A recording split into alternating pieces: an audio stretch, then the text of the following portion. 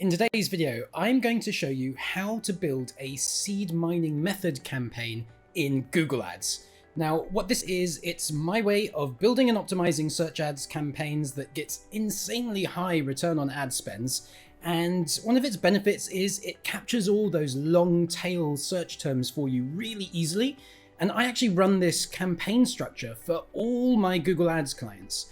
Clients such as this one, where our search campaigns are getting a 10x return on ad spend, making about $1,000 in revenue per month, and greatly out Performance Max, which is only getting 6.8 return on ad spend, which is still great, but not as good as the 10x we're getting on search. And this is an e-commerce account where a lot of other people tend to struggle to get search campaigns performing as well as Performance Max can perform for e-commerce. That's not an issue with the seed mining method. This is one of the many benefits of this method, is you can actually get great performance out of search and stop that spend being cannibalized by Performance Max. Just another example client account over here. Once again, outperforming Performance Max, both of them are getting about 100K in revenue per month, but our search campaigns are getting an almost 5x ROAS, whereas Performance Max is only doing 2.16. Now hang around till later in the video because I am actually going to give away a free copy of my Google Ads scripts that I have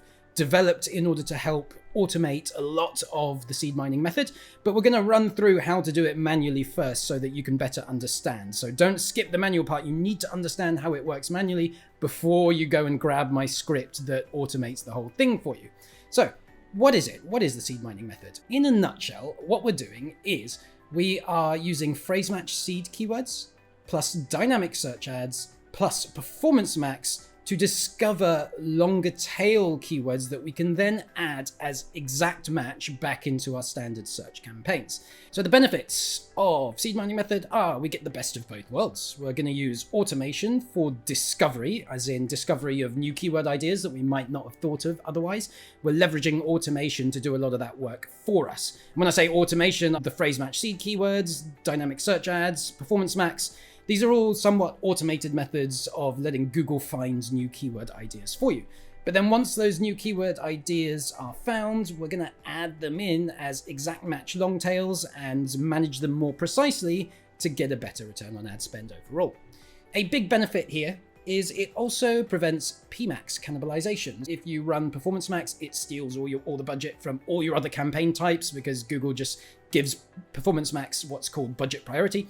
This is a way of preventing that because one of the only ways you can stop your search campaigns being cannibalized by Performance Max is by adding the keyword exactly as it's spelled as a keyword in your standard search. And with this method, we're going to be doing a ton of that. Talking of which, we are going to be able to see more quality score data when using the seed mining method because we're adding all those terms as exact match keywords. And once they are added as exact match keywords, we can see quality score data. Where previously, if we just let those terms sit in the search terms report, if they weren't actually added as keywords, you don't see quality score data. And when you do see quality score data, you will be able to get a higher click-through rate and lower costs because you're going to use that quality score data to actually improve your campaign. And I am going to show you how to do that later in this video. And another benefit for later down the line is that we're going to train the algorithm to accept broad match later down the line. So here are the core campaign types to run when using the seed mining method. You want to be running Performance Max if you are e-commerce, and I put brackets e-commerce there because I think if you're e-commerce, Performance Max is usually a no-brainer because of the shopping ads that come included as part of Performance Max. If you're not e-commerce, if you're more on the lead generation side of things, then Performance Max is not necessarily a no-brainer, so you might not want to be running it. But either way, also search non-brand and dynamic search ads all come as core components of this setup. In terms of ad group structure for your search non-brand campaign, focus just on seed keywords. Seed keywords are the keywords that you're going to add in phrase match into your search campaign. And all the longer tail version of those keywords are going to show up in your search terms report later on. And then we're going to mine that search terms report. We're going to grab those exact match keywords out of the search terms report, add it into the original ad group. So you don't actually need to create different ad groups for longer tail version of your seed keywords. So what do I mean by that? Here's an example. Let's say we're selling rock and roll clothing and shirts and jeans. These keywords would all definitely be different ad groups, and I would have rock and roll shirt as my first ad group, and I'd have in there just one keyword, rock and roll shirt phrase match. And then what you'll find later on is it starts generating in the search terms report longer tail keywords such as buy rock and roll shirts, best rock and roll shirts online, button up rock and roll shirts. And all of these are going to be found in the search terms report later on after we launch and added as an exact match into this ad group. So we don't need to create tons of different ad groups at this stage. We only need to create different ad groups when we've actually got a legit different theme that requires a different landing page. So in this case, rock and roll jeans, that's a completely different theme. I need to write different ad copy about jeans, not shirts. So that needs to be its own ad group, and it's going to have exact match keywords being generated in there like buy rock and roll jeans, best rock and roll jeans online, stretch fit rock and roll jeans. And then this one here is a bit of a funny one. You might think, oh, that's a longer tail version of rock and roll shirt. Why does that deserve its own ad group? In this case, it is a longer tail version of this keyword here, but it does deserve its own ad group because in this case, I would be sending that to a different landing page. My clothing store for rock and roll shirts has men's and women's clothing on. And someone searching rock and roll shirt, we don't know if that's a man or a woman, so we're probably going to send them to the general category page for all rock and roll shirts. Whereas someone searching men's rock and roll shirt, they want to go to a different landing page, and I have a landing page just for the menswear stuff. That's just an example of one of the times when you would want to separate out a separate ad group. If it's a different theme, for example, jeans or shirts, completely different theme, different ad group. Or if it requires a different landing page, then separate it out into its own ad group, and then longer tails would be a similar structure in there. So let's just walk you through how this looks in the real world when it's been set up. Okay, so here we are on one of my accounts that's running the seed mining method, and what you can see here is that we have one ad group for each different theme, and you can see these are very different themes. Like we would definitely need a different ad group for fragrance oils versus cinnamon oil, because we're going to have totally different ad copy for those two ad groups and totally different landing pages. And what you'll see if you click into any of these ad groups is you will see that there is an, oh, let me remove that filter there. There's an original phrase match keyword, which is what we started the ad group with.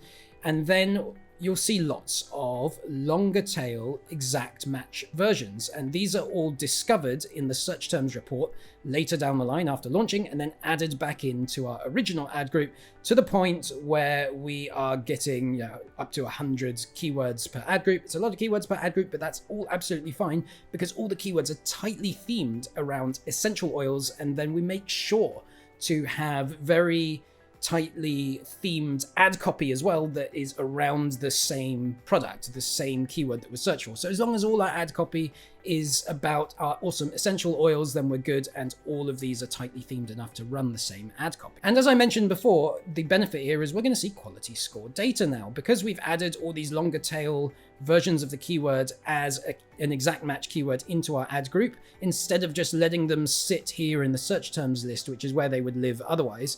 Because they are now added in here, we can see the quality score data over here, which allows us to start making some much smarter, better decisions that we just wouldn't be able to make if we didn't add them in here. Because if we were just allowing them to live here in the search terms report, you wouldn't be able to see the quality score data. It's not shown at the search term level. It's only shown at the search keyword level. Okay, so let's talk about weekly optimization. Once you've got your search campaigns set up a bit like this, what do you then do each week to manage and optimize this campaign structure? So what you want to do is you want to first look at search terms, and you want to review all of these. You want to review your search terms report for phrase match keywords, search terms report for DSA, and your search terms report for Performance Max. I'll show you where you can find all of those things. So here we've got our dynamic search ads campaigns. And by the way, if you want to know my exact process for setting up a dynamic search ads campaign, check the link in the description below. But what you want to do is you want to come into dynamic search ads and then go keywords and search terms. And this is one place where you're going to be mining keywords and pulling those keywords out and putting them into your standard search campaign if they've reached your impression thresholds or whatever thresholds you're using for moving search term. Under Performance Max campaigns, you're going to want to come down to Insights, scroll down, And under the Insights section, you are going to see your search terms data here. You can set a custom date range, and then you can download that data to process it in a spreadsheet. So that is where you would check for your search terms for DSA and Performance Max. Now, let me just show you a more live example of checking the search terms report for phrase match and then processing those search terms, which is something I recommend you do once per week. And you use filters and thinking, something like this. So what I would do is I would go to keywords and go search terms once per week. Once you're on your search terms list, you run a filter and you want to do something like impressions greater than 30 for the past 90 days. Now, if I do that filter, we're still going to see a bunch of stuff there. And what you now want to do is make a decision. Is it relevant? Yes or no?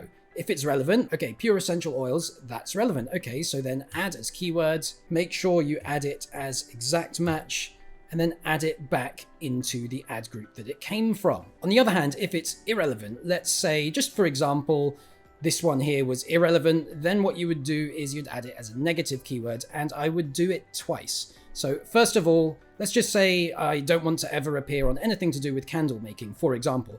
I'd probably add it to a negative keyword list and add it to my master negs list, which is added to all my campaigns. I'd add it once in its exact form, and then I would add it again, but this time I would shorten it to just something like this.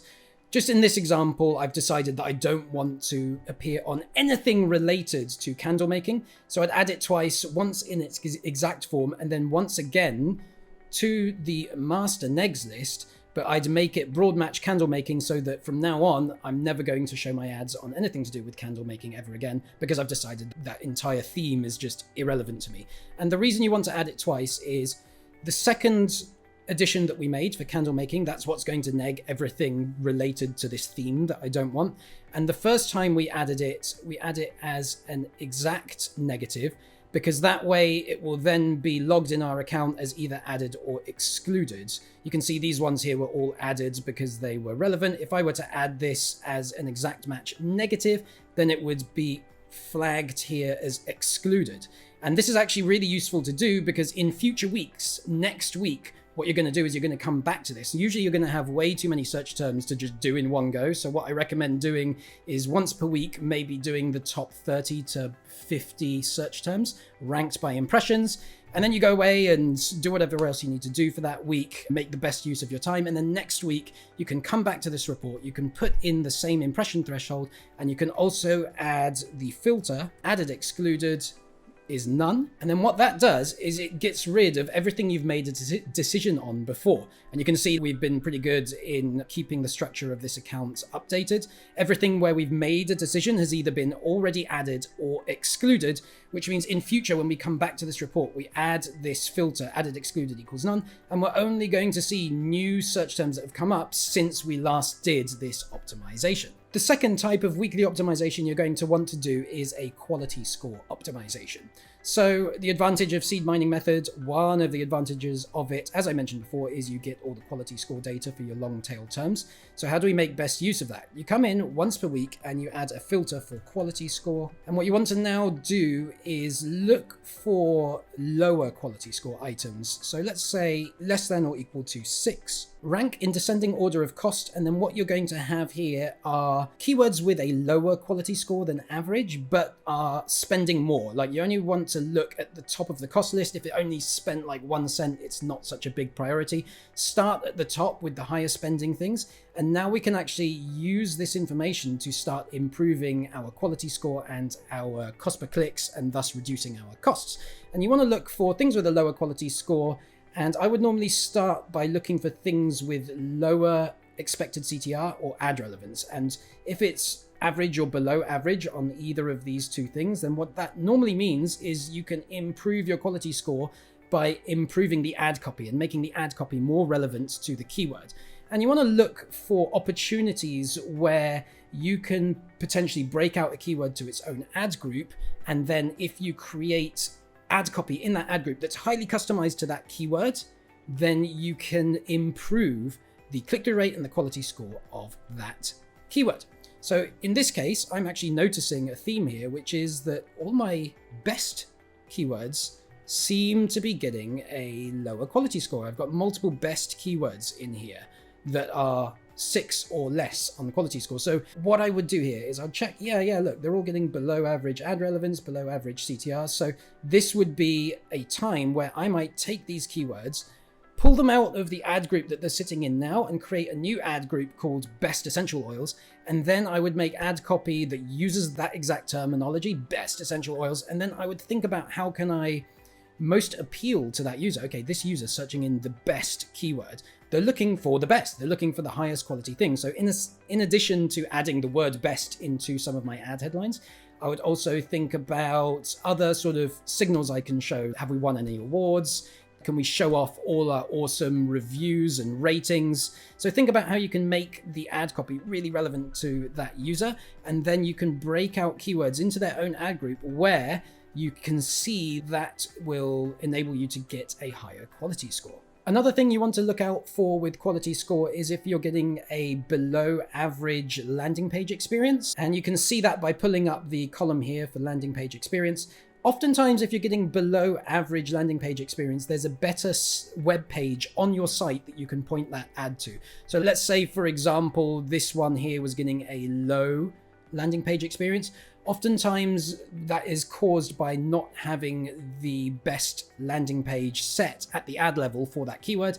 For example, maybe this keyword was accidentally pointing at the homepage instead of the category page that I have for essential oils for candles. So when you see low landing page experience, that's an opportunity to look for a better landing page that's already on your site. But if you already are pointing that traffic to the best landing page on your site, then you're going to have to take the more heavy-handed approach of actually going into that landing page and improving it, making sure that it reads well, that it's got the keyword printed right there on the landing page, and that it speaks to the exact mindset of the person who's searching for that keyword.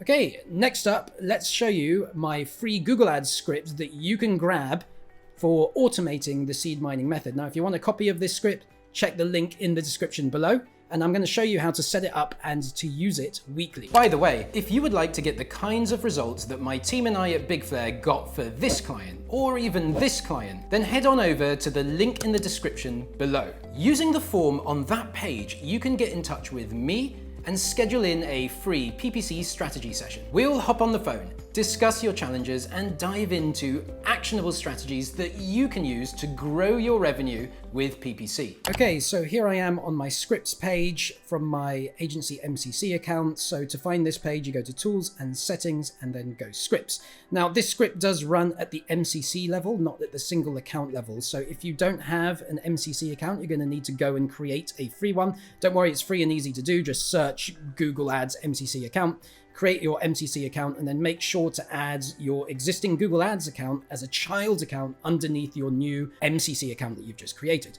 Once you're here, you're going to want to install the 2 scripts that you can grab using the link below in the description. There's going to be a download data script and an apply changes script. The download data script looks a bit like this. There's going to be a URL here for a Google Sheet, which I provided to you as well. So you want to make a copy of this Google Sheet and save it to your own account. Take a copy of the URL for your newly created version of this Google Sheet and pop that in here. You don't need to change anything else on this sheet. You just need to update this URL here so that it points to your own copy of this sheet here. Once you've got this sheet set up, these cells down here are going to look blank, and you're going to need to do a couple of things in your account. First of all, go into your Google Ads account, and for any campaign that you want to run this script on, add the campaign label S. So add that label to your Search Non-Brand campaign, and then to your Dynamic Search Ads campaign, you want to add the label DSA. SMM, add that label to any search campaigns you want to include. DSA, add that label to all your dynamic search ads campaigns. And then at the account level, like in your MCC, you want to give your account the label SMM. Using these labels, we're telling the script which accounts to use and which campaigns to use and which ones to ignore. You want to add in your MCC ID over here. And then when that's done, you can put in your account name, your account ID, so that's the account ID of the child account, set run script to yes, or you can turn it off by going no. And this is the filter you want to use. So I would recommend doing a time frame of past 90 days. Impressions, so 30 plus. So what this would do is only look at search terms with 30 or more impressions past 90 days. I recommend just using that setting. And then the first time you run this, you won't need to have anything under spreadsheet URL. You can leave this blank. The first time you run this script, it will auto create this spreadsheet URL for you. And then these columns over here, you can just leave as is. These will be filled in for you later down the line. Once you've run this script for the first time, it will auto-generate this spreadsheet here, which we'll go into in just a moment.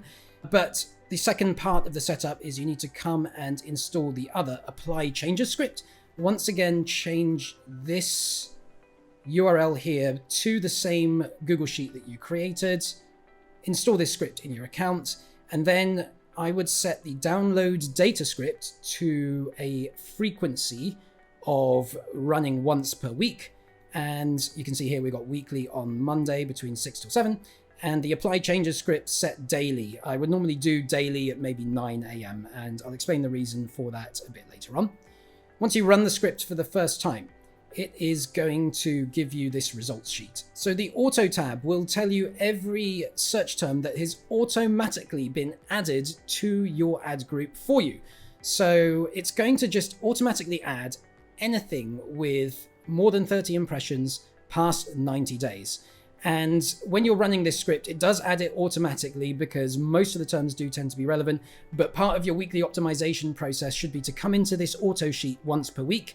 And if you see anything in here that wasn't actually relevant, then go into your campaign and just mark it as a negative instead of a positive. The script is actually just going to be auto adding all these terms for you automatically for the phrase match keywords in your search campaigns. Now for DSA and Performance Max, it won't add anything automatically because it won't know where to add those things.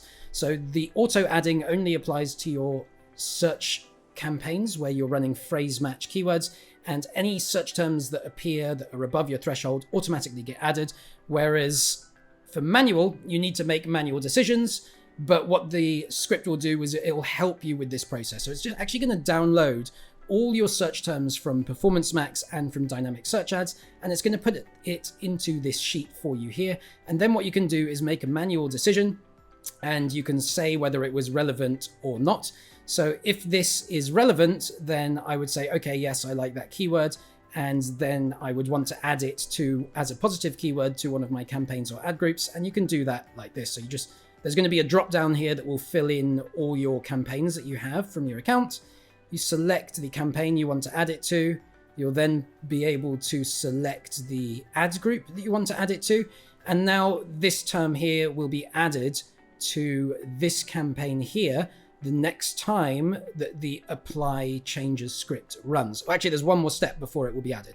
So on this sheet here, make all your decisions. If it's relevant, add it to a new campaign and ad group. If it's irrelevant, let's say, oh, I don't like that one at all, it's irrelevant, then you mark it as no, not relevant. Yeah, up here, if it is relevant, you have to mark it as yes, and then it will add to whatever campaign and ad group you add in there. If it's irrelevant, then you say no, and you're probably going to want to select a list to add it to.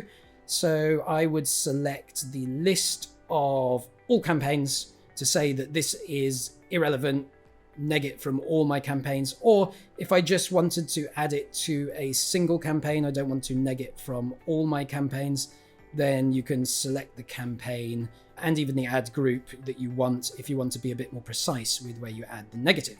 So go through this list, decide which terms are relevant, yes or no. If it's relevant, say yes, select the campaign to add it to. If it's irrelevant, say no. Tell it where to add the negative keyword, whether that's a negative keyword list or to a specific campaign or ad group.